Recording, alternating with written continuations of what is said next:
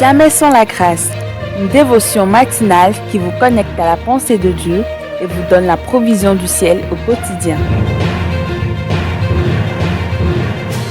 Bonjour chers amis, chers internautes, chers téléspectateurs, nouvelle journée, nouvelle provision, bienvenue dans cette dévotion de cette semaine, que Dieu vous bénisse, Père, encore une fois, comme une bonne habitude d'ailleurs, nous t'invitons à la table de cette journée, cette table que tu dresses devant nous en face de l'adversité, tu dresses encore une table devant nous, alors viens t'attabler avec nous et communique-nous tes grâces qui nous affermissent, tes grâces qui nous amènent à enjamber les ruines aujourd'hui par la foi, au nom de Jésus. Amen. Néhémie chapitre 4, le verset 1 et le verset 2. Lorsque Sanballat apprit que nous rebâtissions la muraille, il fut très en colère et très irrité. Il se moqua des Juifs et dit devant ses frères et devant les soldats de la Samarie: à quoi travaillent ces Juifs impuissants? Les laissera-t-on faire? Sacrifieront-ils? Vont-ils achever? Redonneront-ils vie à des pierres ensevelies sous des monceaux de poussière et consumées par le feu? Série de questions, n'est-ce pas? Mais comme on le disait hier, nous sommes appelés pour mettre fin à la calomnie, à mettre fin à la moquerie. Nous sommes appelés à fermer nos oreilles, à devenir des artisans de la paix.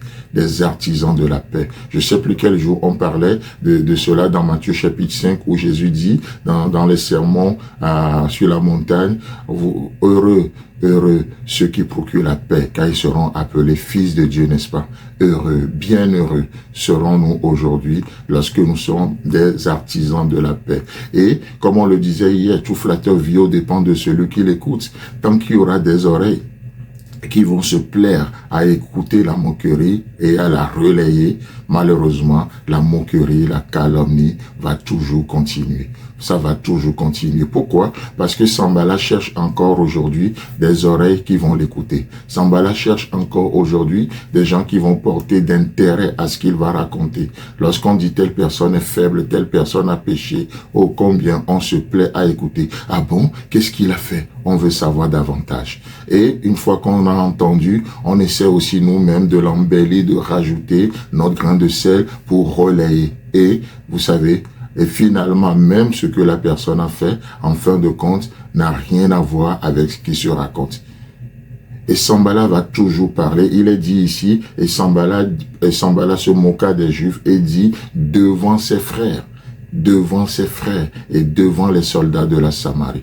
Chers amis, chers internautes, nous sommes appelés en tant que frères, lorsque nous voyons quelqu'un qui fait des faux pas, quelqu'un qui parle mal aujourd'hui, que ce soit même de sa propre vie, parce que vous-même, vous pouvez être ce moqueur qui se moque de votre vie, qui se moque du plan de Dieu pour votre vie.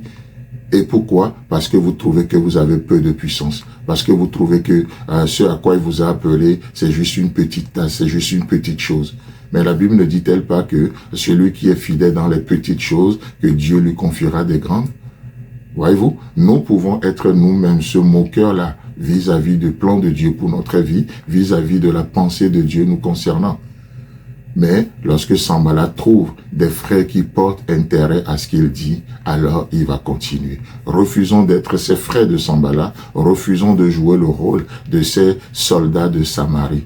Et faisons vraiment attention à ce que nous allons écouter aujourd'hui. Vous savez, si la Bible nous exhorte à faire attention à la manière dont nous écoutons, vous savez, c'est aussi important. Nous devons aussi faire très attention aujourd'hui à ce que nous écoutons. C'est pas juste à la manière dont nous écoutons, mais le contenu de ce que nous écoutons également.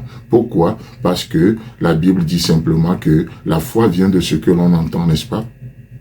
La foi vient de ce que l'on entend. Je crois que c'est dans Romains chapitre 10, le verset 17. Il est dit ainsi, la foi vient de ce qu'on entend, et ce qu'on entend vient de la parole de Christ.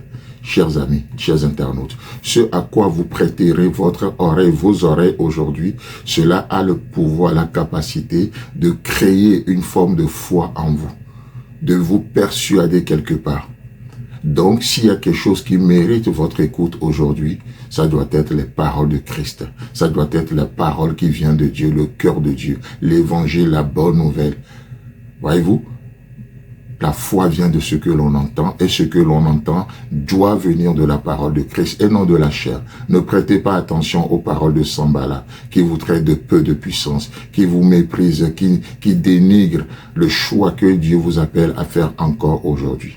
Alors, chers amis, chers internautes, levons-nous par la foi et s'il faut confronter ces Sanballat, ces Tobija, ces Geshem, alors par la foi, confrontons-les et limitons le dégât de la moquerie encore aujourd'hui. Que Dieu vous bénisse. Si vous avez aimé cette émission, parlez-en à vos amis. Parlez-leur du message de la grâce et de ce qu'il fait dans vos vies. Pour un sujet de prière, une question ou pour devenir partenaire, contactez-nous au 00229 94 75 80 20. Que Dieu vous bénisse et à la prochaine. En attendant, pensez avec Dieu.